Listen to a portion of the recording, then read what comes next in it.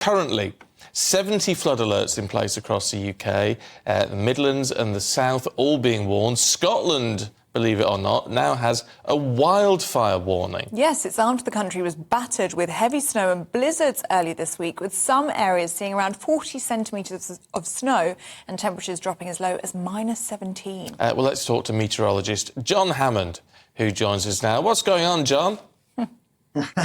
What a mess, Stephen. What a mess. We're in the middle of March. It's a meteorological mess. Yes, there's a lot going on. It's cold. You mentioned it's -3, I think, where you were earlier on today in the South Midlands. We were very concerned that it might get down as low as -10 last night across parts of the Midlands, which would have been truly historic. We've actually been saved from those remarkably low temperatures by a shield of cloud. So actually the lowest temperatures that I can see at the moment are across the north of Scotland, where it is -12. But more typically, we're waking up to sort of -3 to -5 degrees. So an icy start just about nationwide. Added into the mix, there are some flurries of snow affecting parts of South Wales and the West Country, so an enhanced risk of some ice here, but just about anywhere. It's going to be treacherous out there with all that snow which fell over the last couple of days. And you're seeing pictures now of the extent of it across the North Midlands, Wales, Northern England. And that snow is only going to slowly thaw through today. It's going to be a cold day, a grey cold day for many of us today. So typically around about 4, 5, 6 degrees. That's what the temperature is going to be like. Where should we be at this time of year? We should be up at around, 12 degrees, typically in the middle of March. So this cold March continues. Actually, cold months are getting rarer than hen's teeth. It's not very often now we get a colder than average month. But March, I think, if we carry on in this fashion, is going to be a colder than average month. And my charts actually indicate that although there will be some milder interludes over the next few days, really it's a cold theme for the next week or two across much of the UK, and there is the chance of further snowfall.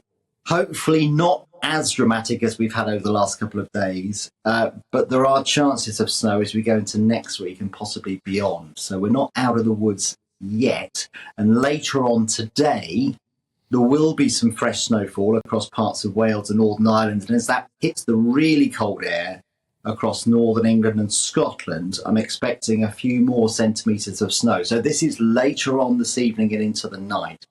We're not talking 40 centimetres, we're talking probably another 4 or 5 centimetres of snow on top of what's already fallen. So that's one to watch later on tonight. But actually, guys, tomorrow, a transformation. Much warmer air will sweep across the country. So in comparison with the 4 or 5 Celsius that I've been talking about today, tomorrow actually typically 12 or 13 degrees. So quite a rapid thaw through tomorrow.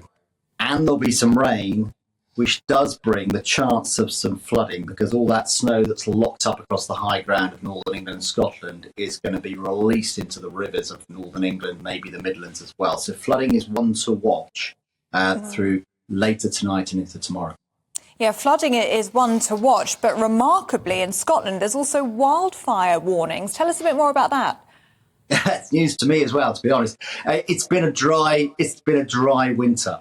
And so I think there is some concern that if we continue in this dry vein and we get into the spring, and the latest computer models, I have to say, the longer term models are indicating that it will be a dry late spring and into summer, and quite potentially another hot one, then we could be into problem territory with wildfires. But actually that news item that you've told me about, that's news to me. And hopefully all the snow and the rain, which we're going to see over the next few days, will help the situation. But it's of some concern that we have had a very dry winter, and if the computer models are right, we're going to be heading into a dry late spring and summer, and that is one of concern. If the situation if we don't have a prolonged spell of rain, then obviously the fire risk increases.